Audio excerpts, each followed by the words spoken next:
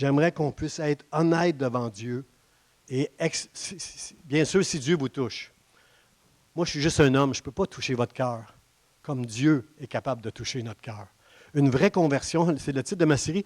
Je vais prêcher une série de messages jusqu'au mois de juin là, sur c'est quoi la vraie conversion, la crainte, c'est quoi la crainte de Dieu? C'est ça avoir peur de Dieu ou c'est juste de craindre de faire quelque chose qui est mal aux yeux de Dieu? C'est plus ça la crainte de Dieu. On va parler de la consécration, on va parler du péché, on va parler de la foi, on va parler de toutes sortes de sujets, l'adoration. On va parler de toutes sortes de sujets pendant cette série-là. Mais ce matin, je veux qu'on comprenne que une vraie conversion, c'est une histoire de cœur. Tu peux venir à l'Église, tu peux lire ta Bible, tu peux prier, tu peux faire des bonnes œuvres, tu peux essayer d'être un bon mari, une bonne épouse, faire des bonnes œuvres, tu peux essayer de faire toutes ces choses-là. Ça ne veut pas dire que tu as passé au travers d'une conversion. Parce que ça, les hommes sont capables de faire des choses comme ça. Moi, je vous parle de quelque chose ce matin que nous, on n'est pas capable de faire. Depuis le commencement de la création, depuis que l'homme a tombé dans le jardin, on n'est pas capable d'aimer Dieu de tout notre cœur, de toute notre force, de toute notre âme. On n'est pas capable de faire ça. Ça prend une chose, frères et sœurs, ça prend la grâce de Dieu pour connaître une vraie conversion qui va te changer, qui va te transformer. Mais ça va prendre du temps. C'est un processus que le jour où tu vas être vivement touché dans ton cœur par Dieu, ça va prendre du temps jusqu'à la fin de ton dernier souffle sur la terre. Quand tu vas fermer ton dernier souffle sur la terre, tu ne seras pas encore parfait. Mais la Bible nous dit que là, quand on va ouvrir nos yeux dans le ciel avec Dieu pour l'éternité, on va avoir un nouveau corps, on va être un corps glorifié, on va avoir un autre cœur. Moi, j'ai gardé mon cœur là, à améliorer, mais au ciel, c'est tout autre chose. Frères et sœurs, ce matin, j'aimerais qu'on prie ensemble pour recevoir ce message-là de cette série-là. J'aimerais qu'on puisse comprendre que dans notre génération, des fois, on entend un évangile édulcoré. Est-ce que ça veut dire, est-ce que ceux qui cuisinent un peu, vous savez ce que ça veut dire édulcoré? Une nourriture qui est sévère, une nourriture qui est... je suis certain que Frank il connaît ça, lui, ce mot-là. Là. Une nourriture qui est dure à avaler, tu mets un peu de sucre. Tu la rends plus facile à manger en édulcorant le goût. Frères et sœurs, on a édulcoré l'Évangile depuis 2000 ans. On a fait ça depuis 2000 ans. Ça fait 2000 ans qu'on fait ça. Il y a eu des moments dans l'Église très, avec des réveils, avec des moments où l'Église était très, très réveillée, on va dire. Mais aussi, elle a connu des moments endormis. Puis je crois que dans notre génération, l'Église a besoin d'être réveillée. L'Église a besoin d'être brassée. L'Église, on doit arrêter de prêcher un évangile édulcoré qui est doux à entendre, qui fait du bien à la chair. Frères et sœurs, l'Évangile, c'est un évangile radical. Jésus était radical. Je vais prêcher ça ce matin. Et je veux prier pour qu'on puisse recevoir cet évangile-là parce que l'apôtre Paul dit qu'il s'efforçait de convaincre les gens. Mais combien savent qu'un homme ne peut pas convaincre un autre homme? Ni par son éloquence, ni par son intensité, son enthousiasme. C'est seulement Dieu qui peut convaincre nos cœurs de traverser une vraie conversion pour être un enfant de Dieu pour l'éternité. Seigneur, je te dis merci pour le temps qu'on va prendre ce matin avant cet agapé pour juste regarder dans ta parole. Merci pour les chants. Seigneur, un signe de notre conversion, Seigneur, c'est de t'adorer de tout notre cœur. Seigneur, aide-nous par ton esprit, par ta grâce de t'adorer, de te servir, de t'aimer, Seigneur. Aide-nous, Seigneur, parce qu'on est juste des hommes. Le plus grand commandement, Jésus nous l'a dit, c'est de t'aimer de tout notre cœur. Personne qui est capable de faire ça sans ta grâce, Seigneur. Merci pour ta grâce. Merci pour ce que tu as fait dans mon cœur physique. Merci pour ce que tu vas faire à nos cœurs, Seigneur, intérieurs, chacun de nous ce matin, dans cette Église, pour ta gloire. Amen. Amen. Soyez bénis, frères et sœurs. Alors, ce matin, cette série-là, ça s'appelle La vraie conversion. Je prêchais une série qui va parler comment souvent on est superficiel, nous, les chrétiens. Puis, même pire que ça, non seulement on a il y a des conversions, il y a des chrétiens qui sont superficiels dans l'Église, mais il y a des chrétiens qui, en apparence, ça ne paraît pas. Ça ne paraît pas. Ils ont l'air super spirituels, ils ont un langage spirituel, mais ils n'ont pas connu une vraie conversion. Une vraie conversion, c'est un engagement profond. Dis-moi quoi faire, Seigneur, je vais le faire. C'est un engagement profond, c'est une transformation qui est un processus, c'est des changements une vraie conversion. On a un bon exemple dans Actes des Apôtres, au chapitre 2, quand l'apôtre Pierre prêchait un message. Le Jésus là, que vous avez entendu, qui a été crucifié, qui est ressuscité, là, ce Jésus-là, c'est vous autres qui l'avez crucifié. Il parle à son peuple, il parle aux Juifs, il dit, c'est vous autres qui avez crucifié Jésus, puis il est très dur avec le peuple, il n'est pas en train d'édulcorer le message de l'Évangile, il est en train de dire, vous êtes des pécheurs, vous êtes finis, c'est pas à cause de l'alliance que Dieu a faite avec chacun de vous, c'est pas à cause de vos œuvres, c'est pas à cause que vous suivez la loi, c'est seulement la grâce de Dieu qui peut vous sauver parce que vous êtes tous des pécheurs. Combien veulent reconnaître ce matin que chacun de nous, on est des pécheurs ce matin? Hein? J'ai entendu la moitié de l'Assemblée seulement. Je vous donne une chance. Il y a Facebook qui nous écoute. Il y a des gens de partout. Là. Je vous donne une chance. Là. Combien sont conscients ici? Nous sommes tous des pécheurs. OK, là, ça monte à 80 là. C'est pas pire. Seigneur, aide-nous, aide-nous. Le jour de la Pentecôte, l'apôtre Pierre a prêché un message. Il était rempli. Il avait été touché par le Saint-Esprit. Il était rempli avec tous ceux qui étaient dans la chambre haute ce jour-là. Il est descendu à Jérusalem. Il y avait La fête de la Pentecôte, c'est une fête très, très, très appréciée de tous les Juifs. Ils font un pèlerinage jusqu'à Jérusalem ce jour-là, encore aujourd'hui. Puis Pierre il était là, puis il a prêché un message. Puis la Bible nous dit, dans Acte 2, qu'ils ont été chacun vivement touchés. C'est pourquoi j'ai prié avant la réunion. Je demande que chacun de nous soit vivement touché par le message de l'Évangile. Sans ça, on a juste été à l'Église. On a juste coché dans notre livre religieux, j'ai été à l'église, j'ai chanté des chants. Comprenez-vous, frère, ça, c'est beaucoup plus que ça, une conversion. Une conversion, c'est quelqu'un qui aime Dieu de tout son cœur. Ben non, je vais le dire autrement. Quelqu'un qui s'efforce d'aimer Dieu de tout son cœur, qui met Dieu en premier dans sa vie. C'est ça, une vraie conversion, frère et sœur. Ce n'est pas d'aller dans une église ou dans une autre. Ce n'est pas une église, ce n'est pas une dénomination. Comprenez-vous que ce n'est pas une histoire de religion. Jésus n'a jamais dit sur la croix, vous devez être catholique, évangélique ou protestant. Il n'a pas dit des choses comme ça. Celui qui croit en moi aura la vie éternelle et ne mourra jamais. Celui qui croit en Dieu, c'est celui qui croit dans la parole de Dieu, parce que Jésus, c'est la parole de Dieu qui s'est incarnée, qui est venu sur la terre et qui est venu mourir pour nos péchés à la croix. Celui qui croit que Dieu nous aimait assez. Je lisais les Billy Graham récemment. Billy Graham, c'était un prédicateur que j'aimais beaucoup dans ma jeunesse, quand j'ai commencé à être chrétien. Puis Billy Graham disait, Jésus qui s'est incarné homme, qui est mort à la croix pour nous, ce que je vois quand je vois la croix, j'entends Dieu du ciel qui dit, je t'aime. Quand tu regardes la croix, tu dois être capable d'entendre Dieu qui dit, je t'aime. Quand je vois ça, moi j'ai de la difficulté à regarder la croix. J'aime ça, une croix où je ne vois pas Jésus, avec toutes les marques, la couronne d'épines sur sa tête, le trou sur son côté, dans ses mains. J'aime mieux voir un Jésus qui n'a pas trop souffert. Mais la réalité, c'est que dans son amour, Dieu a souffert pour que nous n'ayons pas à souffrir pour l'éternité. Sur cette terre, même si tu es un chrétien, tu vas souffrir quand même. Est-ce que vous savez ça? Un évangile édulcoré, c'est « Viens à Dieu, donne ton cœur à Dieu, il ne t'arrivera plus jamais de malheur. » Frère, ça c'est un évangile édulcoré. Tu vas souffrir, tu vas être éprouvé, ça ne va être pas facile la vie, mais Dieu va être avec toi pendant tous ces jours-là, jusqu'à la fin de tes jours.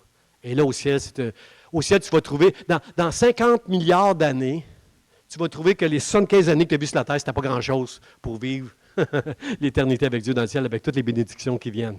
Est-ce que ça fait du sens pour vous autres? Seigneur, aide-nous. Alors, quand Pierre a prêché, ils ont eu le cœur vivement touché, puis Pierre leur a dit 3 choses. Il y a 3 clés pour connaître une vraie conversion, frère et sœur. La première chose que Paul va leur dire, pas Paul, Pierre, l'apôtre Pierre, merci. L'apôtre Pierre, la première chose qu'il va leur dire, quand ils vont écouter Pierre, ils sont touchés, ils vont dire, qu'est-ce qu'il faut faire pour être sauvé, Pierre? Je vais vous dire la première chose. Première chose, repentez-vous. Repentez-vous, ça ne veut pas dire pleurer, puis dire, pardonne-moi, Seigneur. C'est plus que ça. Repentez-vous, ça veut dire, reconnais que tu es un pécheur. Dites Amen. Reconnais que toi, avec ton courage, ta grande foi, reconnais que toi, sans la grâce de Dieu, tu n'es pas capable d'aimer Dieu de tout ton cœur, puis de le servir de tout ton cœur, puis de t'engager profondément. Tu n'es pas capable de faire ça. Dites Amen. La repentance, c'est de reconnaître, admettre que sans la grâce de Dieu, tu n'y arriveras pas. Mais moi, quand j'ai été dans une église comme ici, c'est ma soeur Louise qui m'a invité dans son église. 1 an avant moi, elle a connu l'Évangile.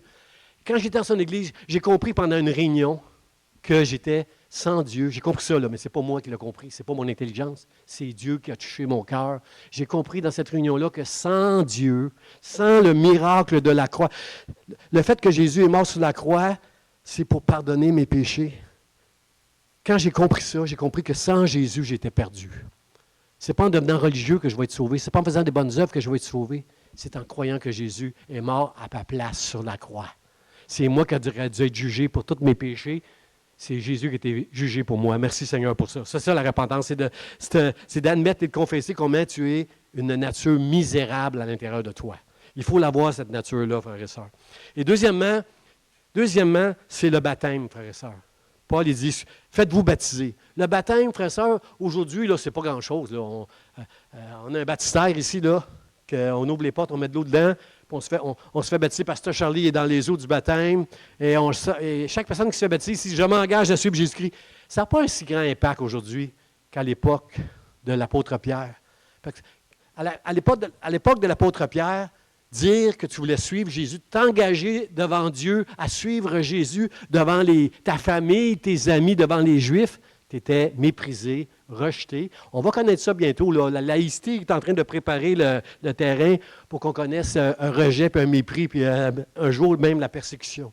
Mais à l'époque, un baptême, c'était sans honte, publiquement. Moi, je veux vivre pour Jésus maintenant.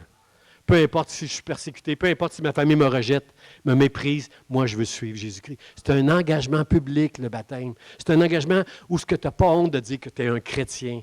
Parce qu'aujourd'hui, beaucoup de gens, à cause du monde qu'on vit, que ce soit au travail, avec les voisins, au dépanneur, au travail, peu importe dans le monde social, là, des fois, on a comme honte de dire qu'on est des chrétiens à cause de la mentalité de ce monde anti-chrétienne, là. L'agnosticisme, c'est il n'y a pas d'absolu. Dieu, on ne sait pas s'il existe, il n'y a pas d'absolu. Content dernièrement que ma petite fille est très, très authentique. J'aime ma petite fille, elle est très authentique, comme mon épouse. Elle est assez authentique comme mon épouse. Sa mère a prié pour elle un soir parce qu'elle vivait un peu d'angoisse avec la pluie, le vent. Il y avait quelque chose dehors qui était fort, là. Puis elle était angoissée. Puis ma fille a prié pour ma petite fille. Puis le lendemain matin, elle dit, « Maman, tu as prié pour moi hier? J'étais nerveuse, puis je me suis endormie après la prière, puis j'étais bien, puis je me suis réveillée, j'étais bien. Je crois que Jésus existe. Je crois que Dieu existe. » J'aime la simplicité et l'authenticité d'un enfant. Nous, les chrétiens, on dit qu'on croit en Dieu, mais dans les faits, comment tu fais? Comment tu fais pour quand tu as peur? Est-ce que tu cours dans les bras de Dieu ou tu te laisses l'angoisse et l'anxiété te submerger? Alors, je ne pensais pas parler de ma petite fille, ce n'est pas dans mes notes, là, mais je suis rendu dans le baptême. Là. C'est un engagement public, frères et sœurs, sans honte. Jésus a dit, si tu as honte de moi dans ce monde, moi aussi je vais avoir honte de toi. Comment on peut avoir honte de confesser qu'on croit en Dieu sinon qu'on n'a pas passé au travers d'une vraie conversion? Une vraie conversion, tu n'auras jamais honte, peu importe le coût, les conséquences de ta proclamation. Moi, je suis un enfant de Dieu. Et ça m'est arrivé moi-même, frère et sœurs, je suis pasteur, je prêche l'Évangile. Ça m'est arrivé moi aussi de pas, comment je pourrais dire, d'édulcorer ma conversion un peu, de mettre un peu de sucre là, sur mon... Ça m'est arrivé, sachant que j'allais choquer. Ça m'est arrivé quelquefois, puis j'ai demandé pardon à Dieu pour ces fois-là. Mais je veux dire merci Seigneur pour toutes les fois où il m'a donné le courage de proclamer que j'étais un chrétien. Combien ici vous êtes contents toutes les fois que vous avez dit à quelqu'un, moi je crois en Dieu, moi je sais que Dieu existe et qu'il est bon pour moi. Toutes les fois que vous avez fait ça, vous avez semé quelque chose chez quelqu'un. Peut-être qu'il ne vous a pas cru tout de suite, mais vous avez semé quelque chose qu'un autre va arroser puis il va récolter. Alors c'est toujours une bonne idée de proclamer l'Évangile sans honte. Alors le baptême, c'est un engagement public devant parents, amis, devant tous les hommes qu'on va marcher avec le Seigneur. Frères et sœurs, être chrétien, c'est comprendre que l'Évangile dans lequel on adhère, c'est un Évangile qui est radical. Vous êtes d'accord avec ça? Je vais prêcher un dimanche sur le renoncement. Jésus a dit,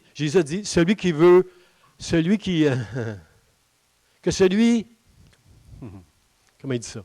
Celui qui veut me suivre, renonce à, je dois renoncer à moi-même. Hey! Est-ce qu'on comprend?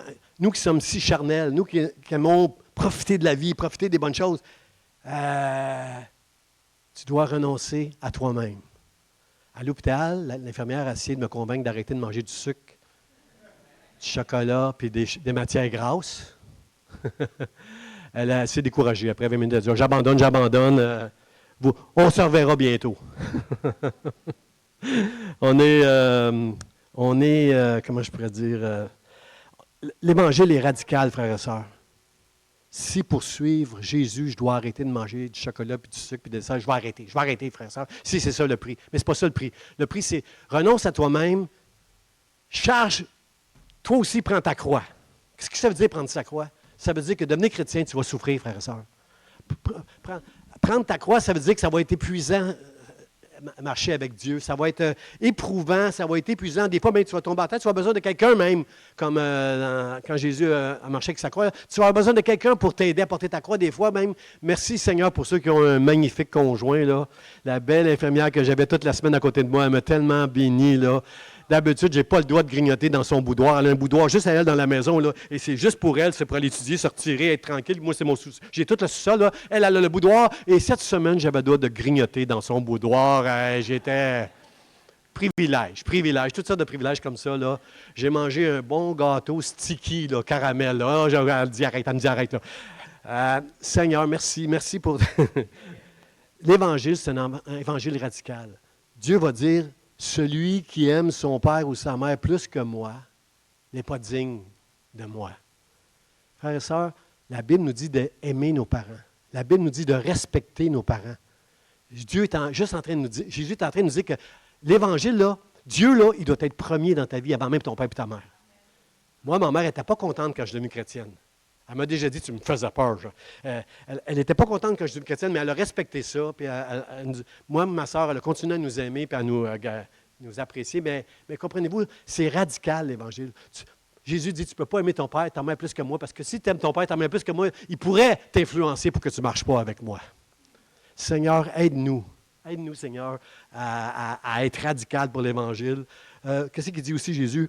Il va dire une autre chose, là, radicale. J'ai pris ça dans mes notes quelque part, là. Ah oui, au jeune homme riche. Il y a un jeune homme riche qui voulait suivre Jésus, qui voulait devenir un disciple de Jésus. Jésus, j'ai fait ci, j'ai fait ça. Qu'est-ce qu'il me reste à faire pour si je veux te suivre? Puis là, Jésus va dire, la Bible nous dit que Jésus l'a aimé. Il a vu dans son cœur. Le Saint-Esprit est venu sur Jésus, parce que Jésus, c'était un homme, là. Mais le Saint-Esprit est venu éclairer Jésus sur le cœur du jeune homme.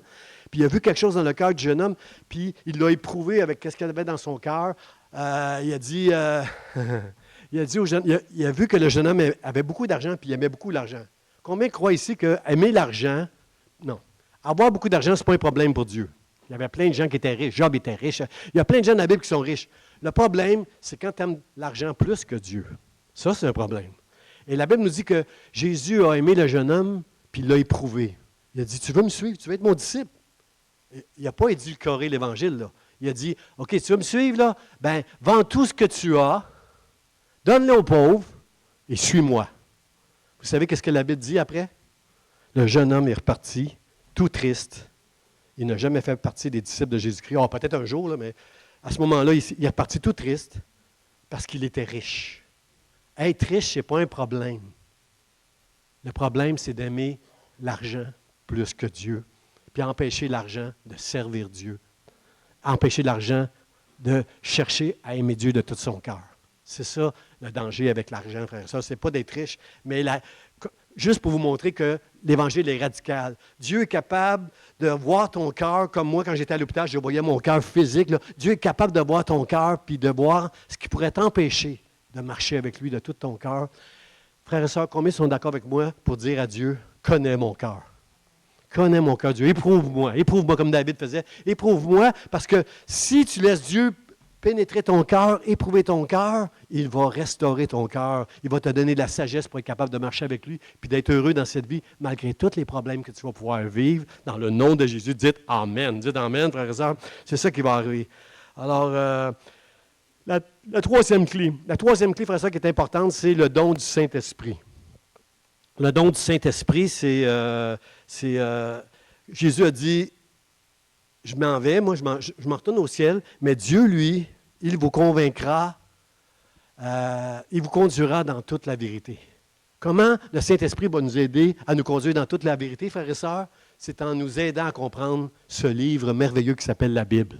C'est un livre inspiré par Dieu, c'est un livre qui était considéré comme, qui était accepté comme étant la vérité.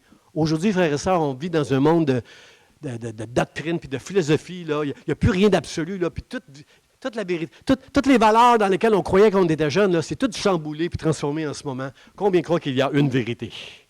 Jésus a dit, « Je suis le chemin, la vérité et la vie éternelle. Nul ne vient au Père que par moi. » C'est au travers de la croix, c'est au travers d'une vraie conversion, frères et sœurs, pas d'une religion, au travers d'une vraie conversion qu'on peut aller jusqu'au Père à cause de la grâce de Dieu, au travers de Jésus-Christ qui te dit ce matin, qui dit Pierrette ce matin, « Je t'aime. » Au travers de la croix, il est en train de nous dire, « Je t'aime. » Seigneur, merci pour cet amour-là. Merci, Denis, pour ton amen. Merci, c'est ça, Dieu nous aime, frères et sœurs.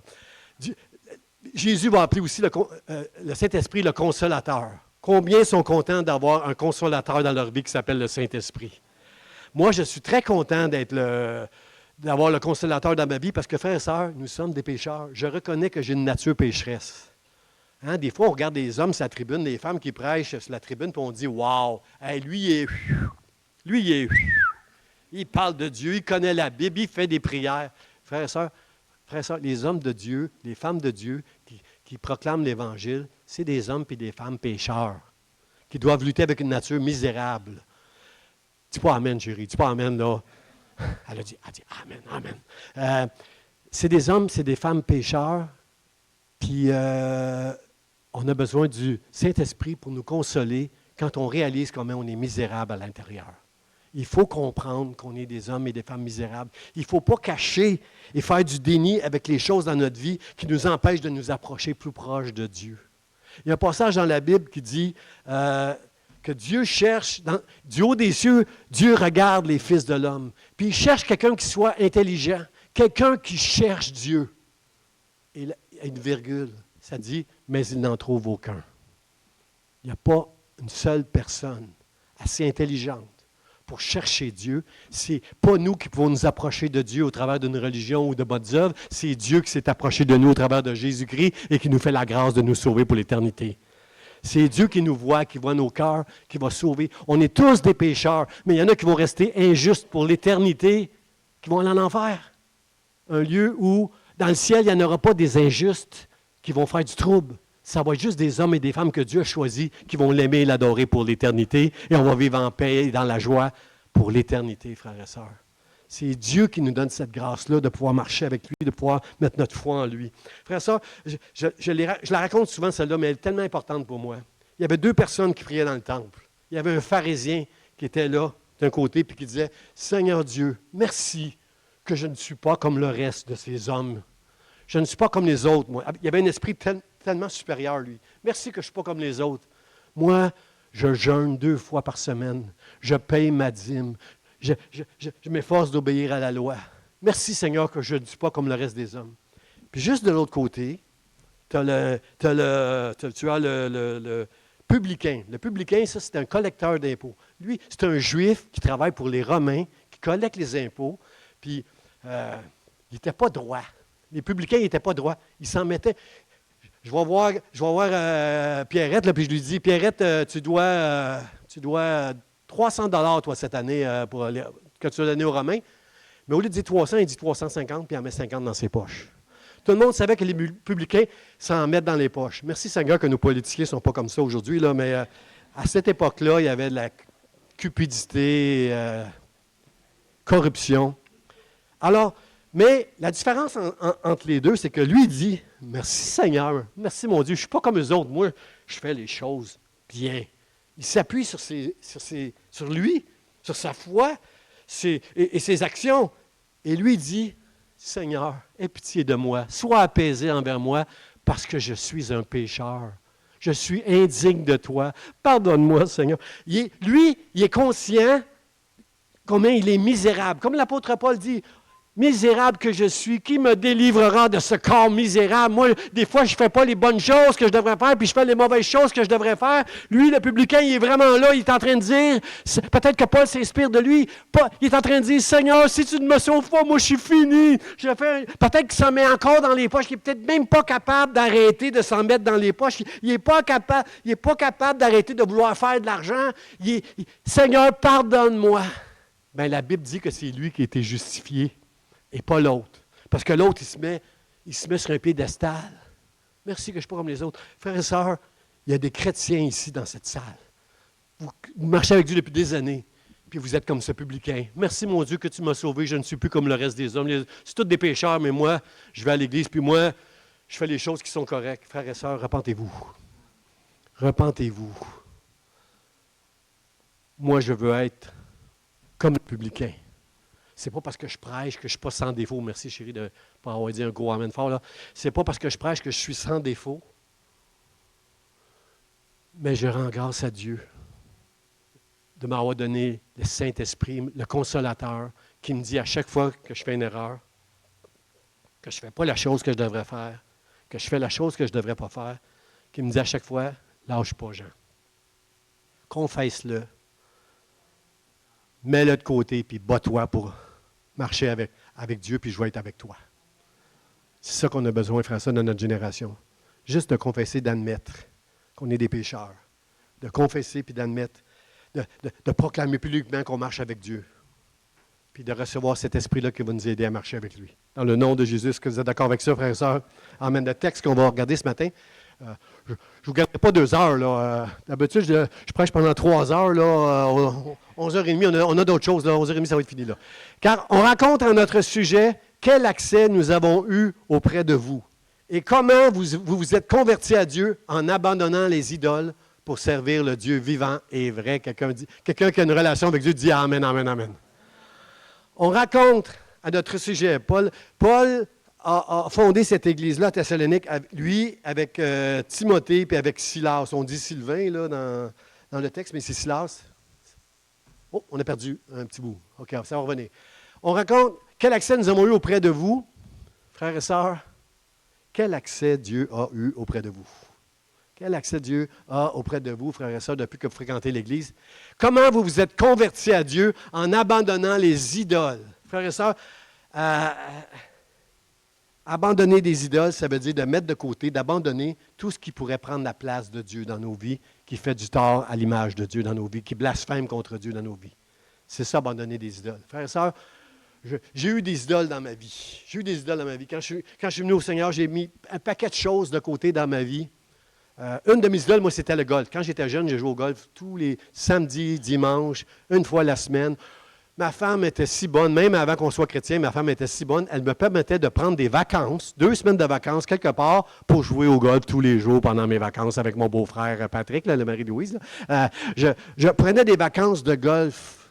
J'aimais tellement le golf que c'était presque une idole dans ma vie. Je prenais des cours de golf l'hiver, et puis j'étais bon. Pour ceux qui jouent au golf, là, 170 verges et moins, moi j'étais sur le green. Là, j'avais le bon frère pour me rendre sur le green. Mais mon point, c'est, j'aimais tellement ça que quand j'ai connu le Seigneur, j'ai pensé que c'était peut-être une idole dans ma vie. Même que j'ai déjà froissé un pasteur avant d'être sauvé, avant d'être touché par Dieu dans l'Église, j'ai déjà dit au pasteur, « Ah, c'était bon votre affaire, mais j'aurais aimé ça être sur un terrain de golf aujourd'hui. » Pauvre pasteur, il s'est donné, lui, à prêcher, puis il entend une affaire la même. Pardon Seigneur d'avoir dit ça au pasteur. Là. J'ai pensé que c'était une idole dans ma vie, alors j'ai pris mon sac de golf. Je ne l'ai pas jeté, peut-être que Dieu m'a arrêté pour le jeter. J'ai pris mon sac de golf, je l'ai mis dans le garde-robe, j'ai dit, c'est fini, moi je ne touche plus au golf, parce que ça prend c'est trop important dans ma vie. Et à peu près 1 an plus tard, 1 an et demi plus tard, en fait, je n'avais pas besoin de convaincre Dieu que Dieu était plus grand que le golf. C'est moi qui devais me convaincre que Dieu est plus grand que le golf. Et 1 an et demi après, j'entendais, comme dans un temps avec Dieu, j'entendais comme, tu peux recommencer à jouer au golf, Jean. Pas le dimanche. Tu peux recommencer à jouer au golf, Jean. J'ai aucun doute que tu m'aimes. J'ai aucun doute que tu t'es converti. Et que tu as l'Esprit de Dieu en toi, que la foi que je t'ai donnée, tu l'honores. Tu peux recommencer à jouer au golf. Il y a un paquet de choses que j'ai mis de côté dans ma vie que j'avais besoin de prouver à Dieu que mon cœur était à lui maintenant. Alors, vous vous êtes convertis à Dieu en abandonnant les idoles. Pourquoi? C'est quoi le but? Pour servir le Dieu vivant et vrai, frères et sœurs. C'est ça le but. Alors, mon premier point ce matin, c'est quel accès lui donnez-vous à Dieu? On raconte à notre sujet, c'est Paul, il parle de lui, de Sylvain, de Silas et de Timothée. On raconte à notre sujet quel accès nous avons eu auprès de vous. Il y a plein de gens autour en Macédoine. En Macédoine, ça c'est au nord de la Grèce, ça, la Macédoine. C'est un passage qui appartenait aux Romains. C'est les Romains qui dans ce temps-là, qui géraient. Et la Macédoine, c'est au nord de la Grèce. C'est un endroit important, un peu comme je dirais le détroit d'Ormuz. C'est un passage là, qui appartenait aux Romains. Et l'Achaïe, aussi, il y avait des gens de l'Achaïe qui parlaient de l'Église de Thessalonique. L'Achaïe, ça, c'est le sud de la Grèce. Les Grecs étaient très importants dans les premières églises. Là. Et c'est ça. On raconte à notre sujet quel accès nous avons eu auprès de vous. Tout le monde disait, hey, cette église-là à Thessalonique, là, wow, ça, c'est des vrais chrétiens. Frères et sœurs, je veux entendre un jour de l'Église Vie d'Espoir. Ça, c'est des vrais chrétiens, l'Église d'Espoir. Combien veut entendre ça aussi? Ah, on va entendre ça. Ça, là, c'est des chrétiens là, bouillants qui aiment Dieu. Là. Wow, wow, wow. Frères et sœurs. Puis, je vais faire une petite... Tantôt, j'ai parlé de radical. Frères et sœurs, je vais faire une petite parenthèse. Là. Radical, ça ne veut pas dire fanatique. Moi, je n'aime pas les chrétiens fanatiques, émotionnels, qui crient, qui sautent, qui disent comment ils aiment Dieu, puis va les voir dans leur maison, dans la réalité, si c'est des chrétiens droits, là, puis si leur conjoint va dire « Amen » là, quand ils disent qu'ils sont fanatiques. Ça, c'est quelqu'un qui montre son amour pour Dieu devant les hommes. Quelqu'un qui est radical, c'est quelqu'un qui, à l'intérieur de lui, veut prouver à Dieu combien il l'aime. C'est bien différent de fanatique radical.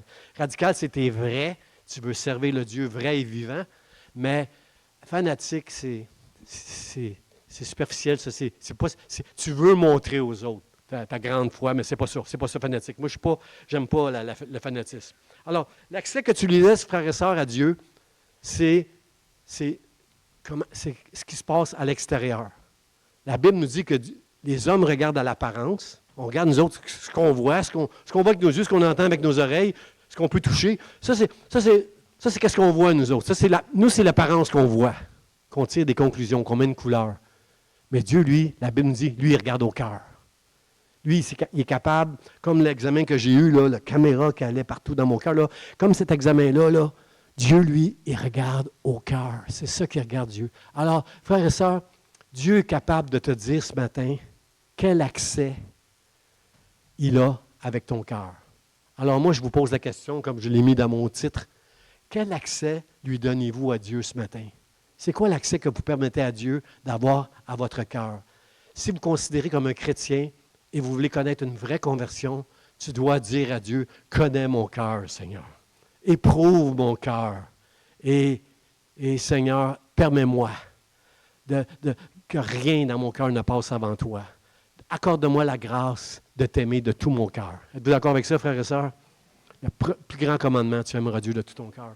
C'est ça qu'on doit s'efforcer pour avoir un accès, laisser un accès à Dieu. Dans le Proverbe 23, verset 26, ça dit « Mon fils, donne-moi ton cœur ». Le livre des Proverbes, c'est comme la sagesse personnifiée. C'est comme si c'est Jésus qui nous parle. « Mon fils, donne-moi ton cœur ». Dieu veut qu'on lui donne notre cœur, frères et sœurs. Parce que tous nos problèmes ont commencé dans le jardin. Dans le jardin, ça allait bien. La Bible nous dit qu'il n'y avait aucun interdit. Il n'y avait pas la loi, il n'y avait pas des règles, il n'y avait aucun interdit. L'homme et la femme étaient nus, ils n'en avaient point honte. Ils mangeaient. Pas sûr qu'il y avait du chocolat. Oui, il y avait peut-être du chocolat dans le jardin. Là. Ils mangeaient, il y avait du bon temps. Puis là, la Bible nous dit que le serpent ancien, qui est identifié dans l'Apocalypse comme étant le diable, le serpent ancien est venu, puis a commencé à mettre des tentations dans l'esprit de « Ben oui, tu peux manger. Tu peux manger du fruit que Dieu n'a pas dit de ne pas manger puis que tu vas mourir. Ben non, tu ne vas pas mourir. Puis tes yeux vont s'ouvrir. Vous allez comme des dieux. Comprenez-vous que le diable a commencé à mettre des choses dans la tête d'Ève et que ces choses-là ont pris plus d'importance que les paroles de Dieu qui avait dit « Il y a juste un fruit que je ne veux pas que tu touches. Touche pas à ça. Fais plus ça. » Et Ève, dans le fond, elle écoutait son cœur au lieu d'écouter Dieu. Comprenez-vous que c'est ça, frères et sœurs?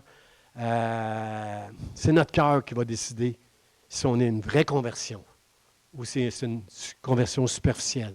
On est juste religieux, on va à l'église, on fait check, check, j'ai prié aujourd'hui, j'ai lu la Bible aujourd'hui, j'ai fait ci aujourd'hui, check, check, check, quand tout reste superficiel.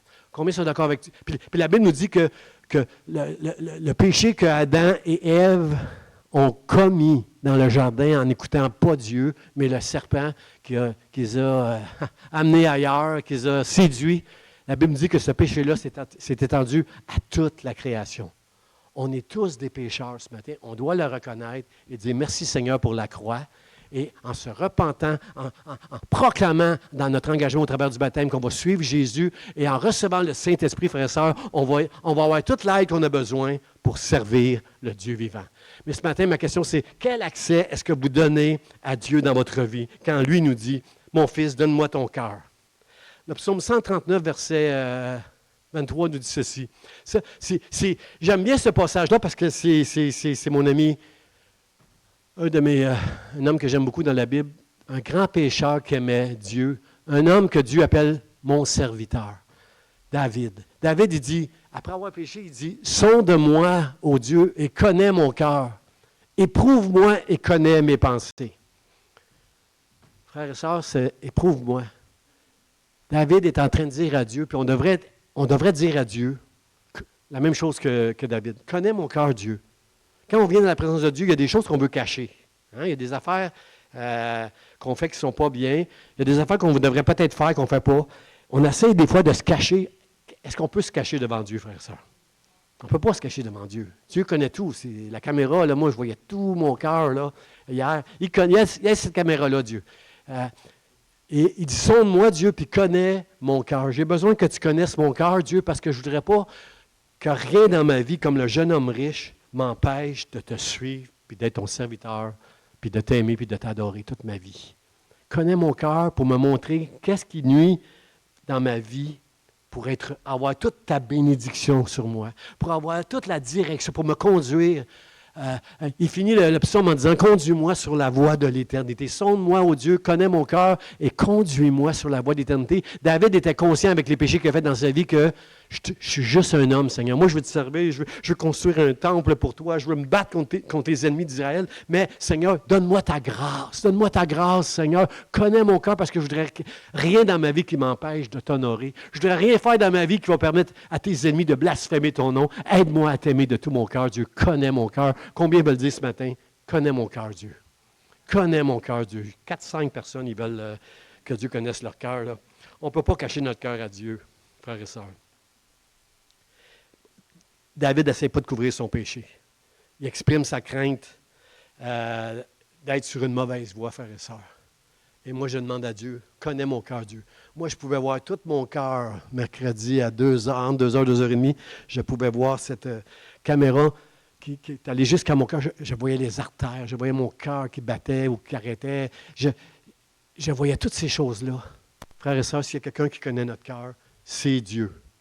Mais combien comprennent ce matin que chacun de nous, Dieu veut qu'on apprenne à connaître notre propre cœur. Les combats de Denis, les combats de Sarah ou de Noémie, les combats de Pasteur Charlie ou de Nicole, de Irlef, ce n'est pas mes combats à moi. Eux, vous avez tous vos combats. Et moi, j'ai les miens. Et j'ai besoin de connaître dans mon cœur ce qui va nuire Dieu le connaît, mon cœur. Moi, j'ai besoin de connaître mon cœur pour être restauré, pour marcher avec Dieu. Si vous voulez marcher avec Dieu, frères et sœurs, vous devez faire cette prière-là. Seigneur, connais mon cœur. Connais mon cœur, puis aide-moi à recevoir toute la bénédiction que tu promets dans ta parole, parce que la vie n'est pas facile, j'ai besoin de toi, mon Dieu. Amen. Amen. Mon deuxième point, frères et sœurs, c'est dans la vraie conversion, c'est ça, mon titre, c'est la vraie conversion. Comment? On raconte comment vous vous êtes convertis à Dieu en abandonnant les idoles. Wow, frères et sœurs. Il doit y avoir un comment dans ta vraie conversion. Il faut que tu comprennes c'est quoi la conversion, comment on va arriver à abandonner les idoles. Une idole, je l'ai dit, c'est tout ce qui prend la place de Dieu. C'est tout ce qui prend de l'importance pour toi. C'est ton cœur qui décide ce qui est important pour toi dans la vie. Et une idole, c'est qu'est-ce qui prend la place de Dieu. Êtes-vous d'accord avec moi que la chose la plus importante dans notre vie sur terre, c'est d'être un enfant de Dieu. C'est de connaître Dieu. Dieu, c'est mon Père. Quand les disciples ont dit à Jésus, apprends-nous à prier, il a dit, quand vous allez prier, dites, notre Père. Notre Père, je peux dire ça, moi. Dieu, c'est ton Père. Moi, je peux dire à Dieu, mon Père. Oui, oui. Dites, notre Père. Frères et sœurs, on a besoin, frères et sœurs, on a besoin dans cette génération pour abandonner les idoles. On a besoin dans cette génération de faire de Dieu notre priorité pour être béni comme un père est capable de bénir ses enfants. Un père aimant, il veut bénir ses enfants. Un père aimant, ça ne veut pas dire qu'il va donner tout ce que l'enfant veut. Vous êtes d'accord avec moi qu'un enfant, ça veut des choses qui ne sont pas raisonnables des fois? Est-ce qu'on n'est pas comme des enfants des fois, nous les chrétiens? J'ai eu moins d'amen, hein? Les enfants sont enfantins. Donne-moi ci, papa, donne-moi ça. Un bon parent ne donnera pas tout ce que les enfants veulent. Il va donner ce qu'il croit qui est bien pour ses enfants. Des bons vêtements, un bon repas, une belle éducation, mais il va y avoir des règles sévères dans la maison pour le bien de l'enfant. Il n'y a aucun enfant qui va dire « Oh, tes règles sont merveilleuses, merci pour les règles. » Il n'y a pas un enfant qui va dire ça. Les règles, c'est trop pour les enfants. Mais les règles, c'est parce qu'on aime nos enfants. Notre Père. Il faut qu'on comprenne que la chose que j'ai le plus besoin dans ma vie pour être heureux, pour être béni, pour être protégé, c'est de marcher selon les règles de Dieu. C'est d'accomplir dans ma vie la volonté de Dieu. Frères et sœurs, les choses, les priorités, c'est donner à Dieu la priorité. Les idoles dans nos vies, la Bible nous parle souvent de la cupidité. Combien sont d'accord? La cupidité, c'est aimer l'argent, comme le jeune homme riche. Il aime mieux s'en aller tout triste que de donner l'argent qu'il a et vendre tout ce qu'il a pour la donner aux pauvres. Dieu ne m'a jamais dit, vends tout ce que tu as. Bien, j'avais rien, j'avais pas grand-chose, hein, on n'en a pas beaucoup d'argent, là. Mais Dieu ne m'a jamais dit, vends tout et donne aux pauvres. Mon point, c'est pas ça. Mon point, c'est ce que tu aimes plus que moi. Débarrasse-toi-en. C'est ça le point, frères et sœurs. La cupidité, c'est d'aimer l'argent puis de lui donner une place trop grande dans nos vies qui va prendre la place de Dieu. C'est ça une idole, frères et sœurs. Aussi, c'est le divertissement. Le divertissement à qui on va donner beaucoup trop de temps et d'importance.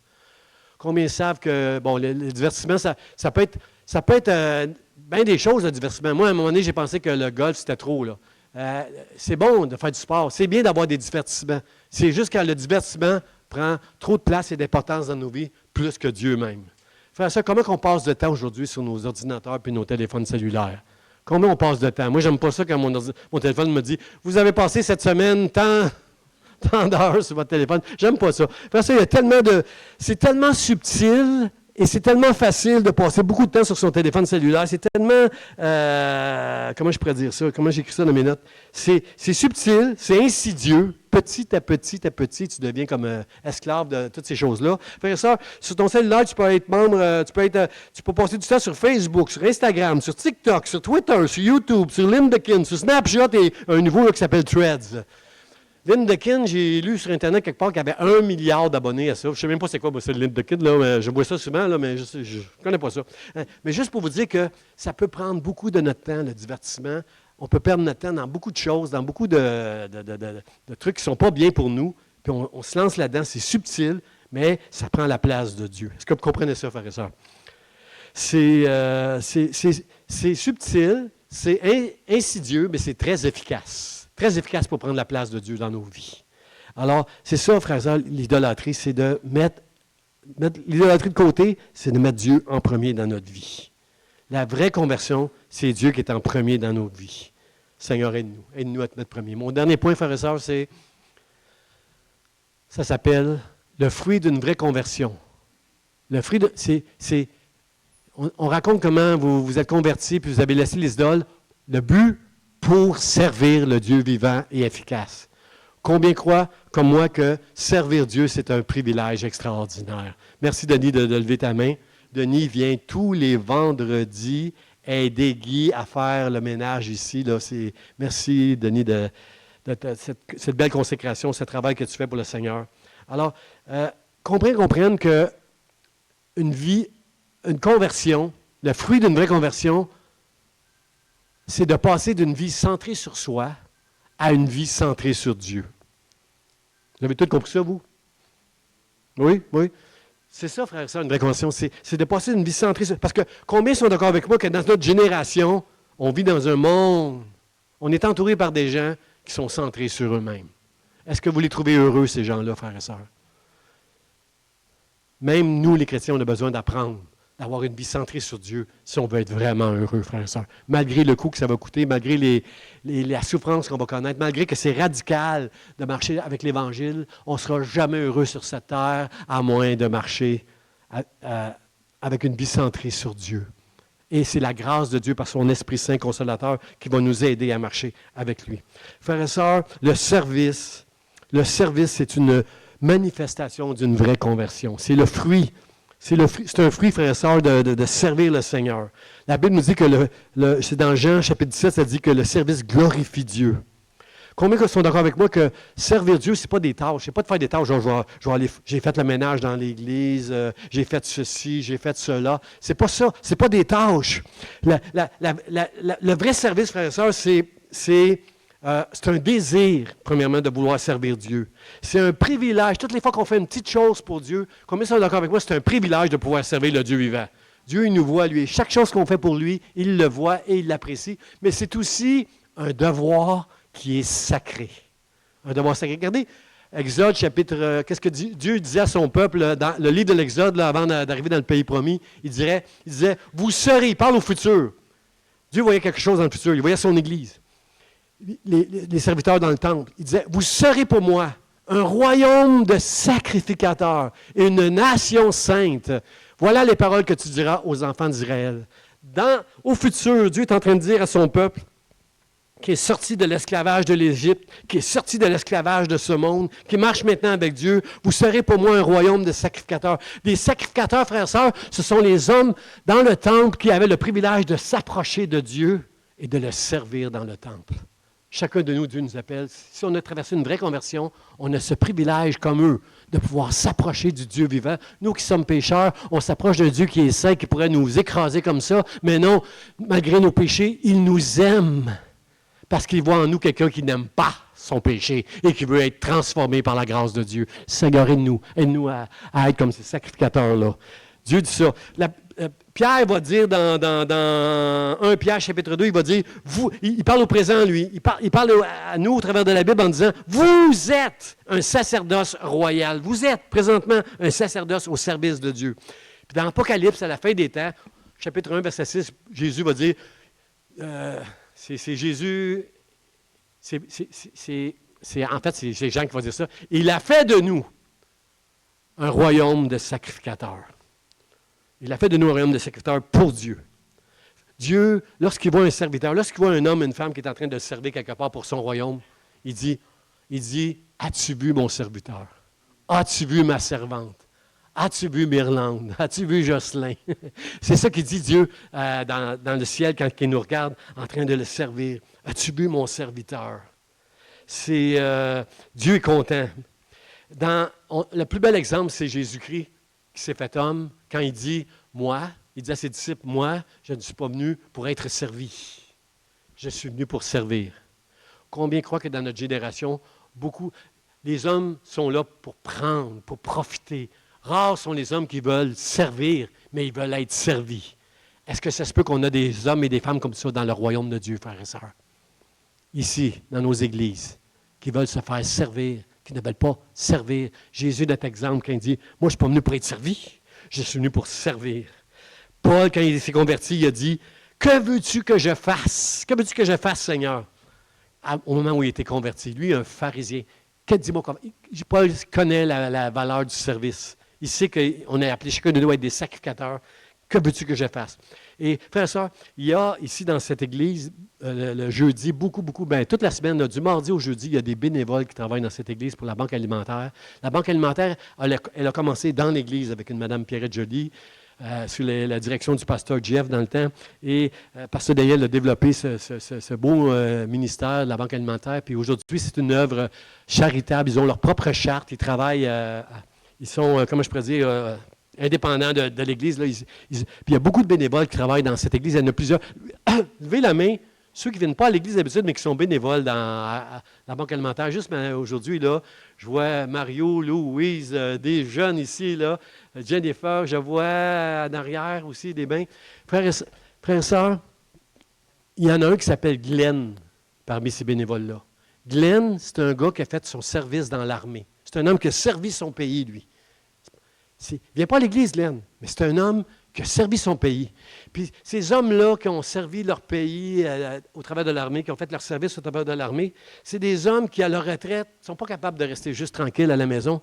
Et Glenn vient ici chaque semaine servir au travers de la banque alimentaire. Moi, je veux dire merci Seigneur pour des hommes comme ça, parce qu'ils nous enseignent des choses très importantes concernant le service. Glenn, dans l'armée, il a appris à servir son pays, il a appris à servir en obéissant aux autorités. Oui, mon colonel. Oui, sergent. C'est des gens qui obéissent, qui ont de l'obéissance. Frères et sœurs, combien de fois que dans notre génération, les chrétiens ont besoin d'apprendre l'obéissance? Hein, Guy, j'ai entendu Denis rire et quelques amen. Là. On a besoin d'apprendre l'obéissance, frères et sœurs. On a besoin d'apprendre le respect de ceux qui sont en autorité. On a besoin de protéger. Glenn a appris à protéger son pays en exposant sa propre vie. Frères et sœurs, c'est ça un évangile radical. Ce n'est pas toi qui compte, mais c'est le royaume de Dieu qui compte le plus. Même si tu exposes ta vie, même si tu dois souffrir, même si tu dois faire des sacrifices et payer le prix, tu vas servir. C'est un privilège de pouvoir servir Dieu, d'être un royaume de sacrificateurs. Seigneur, aide-nous, aide-nous. Frères et sœurs, la Bible nous dit que nous sommes l'armée du Seigneur. Est-ce qu'on comprend qu'est-ce que ça veut dire, faire partie de l'armée du Seigneur?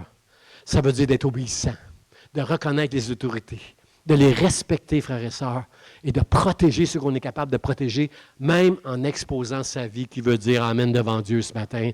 Aide-nous, Seigneur, dans notre génération, à être des églises qui vont être des serviteurs de Dieu, qui vont pouvoir s'approcher de Dieu avec ce privilège de pouvoir le servir. Seigneur, aide-nous.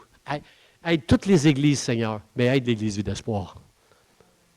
Amen. Amen. J'invite les musiciens pour le mot de la fin.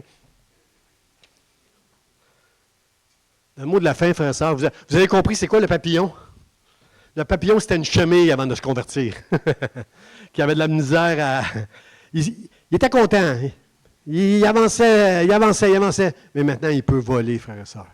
Un chrétien qui a connu une vraie conversion est capable de voler, frères et sœurs, par la grâce de Dieu. Le mot de la fin, c'est car on raconte à notre sujet.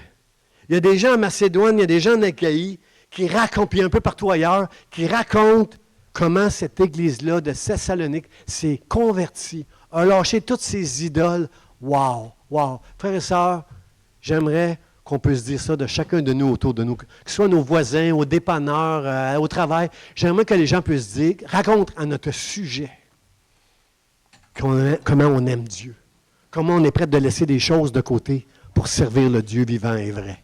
Seigneur, aide-nous par ta grâce. On n'est pas capable. Il n'y a personne ici, Seigneur, qui est capable de dire, moi, je t'aime de tout mon cœur, Dieu. C'est pas vrai. On est une nature misérable. On a besoin de ta grâce. C'est par grâce que nous sommes sauvés, par le moyen de la foi. Et cela ne vient pas de nous. C'est un don de Dieu. Seigneur, aide-nous par ta grâce de t'aimer de tout notre cœur, Seigneur. De marcher avec toi de tout notre cœur. On vit des temps difficiles, frères et sœurs, vous êtes d'accord avec moi, dans tous les domaines aujourd'hui. On vit dans un monde nouveau. Je vais prêcher là-dessus. Là. On vit dans un monde nouveau. Il y a une civilisation qui s'est effondrée parce qu'il n'y avait pas de fondation. Il y a eu un séisme là, dans les dernières années où notre civilisation s'est effondrée. Toutes les valeurs qu'on a connues, tout ce qu'on a connu, là, c'est disparu, frères et sœurs. Il n'y a plus d'absolu, il n'y a plus de vérité. Là, et on vit vraiment dans nos vies personnelles. Dans notre maison même, avec nos conjoints, enfin, on peut avoir des problèmes. Avec social, dans le social, avec les gens qu'on côtoie au travail ou ailleurs, et dans notre vie spirituelle. On a aujourd'hui des combats de fous, frères et sœurs. Il y a des luttes à l'intérieur de nous. Mais combien comprennent ce matin, frères et sœurs, que servir Dieu dans l'armée du Seigneur, c'est le plus grand privilège et devoir sacré que nous avons pour montrer aux gens autour de nous, pour qu'ils racontent à notre sujet comment elle est belle, l'Église de Dieu. Comment elle est belle, frères et sœurs. Une vraie conversion, c'est ça, frères et sœurs. Une vraie conversion, c'est dans ce monde qui nous entoure, qui n'a pas de sens, qui n'a plus de sens, frères et sœurs. C'est un monde où c'est chacun pour soi. Il n'y a plus personne qui veut donner. Tout le monde veut prendre. Je veux dire merci au Seigneur. Je veux dire merci au Seigneur pour tous les gens qui œuvrent dans cette Église. Merci Seigneur pour la banque alimentaire. Merci Frank. Quelquefois, tu nous as offert des pizzas, toi, aux bénévoles ici, là. Moi, j'aime ça, la pizza. Alors, merci Frank. Un plaisir. Merci à tous les gens. Giovanna, 86, Giovanna, ton âge? 86 ans. 87 au mois d'octobre. Elle est là tous les jours pour nous accueillir le dimanche. Elle vient le jeudi dans la banque alimentaire. Elle fait des gâteaux, frères et sœurs. Frères et sœurs.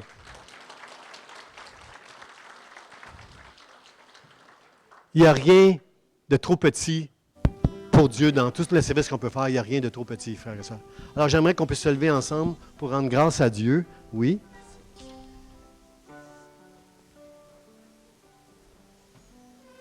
Oui. Amen.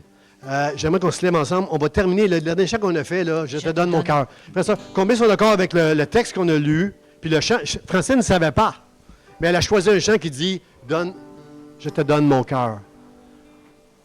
Combien ont été un peu touchés par ce message, frères et sœurs, pour dire, quand ils vont chanter ce chant, levez la main si vous allez vraiment dire de tout votre cœur, Seigneur, connais mon cœur, connais mon cœur. Avec ta caméra, là, qui est capable d'aller dans mon cœur, connais mon cœur pour m'empêcher d'aller sur une mauvaise voie et conduis-moi sur la voie de l'éternité. On va chanter ce chant de tout notre cœur, puis après ça, on va juste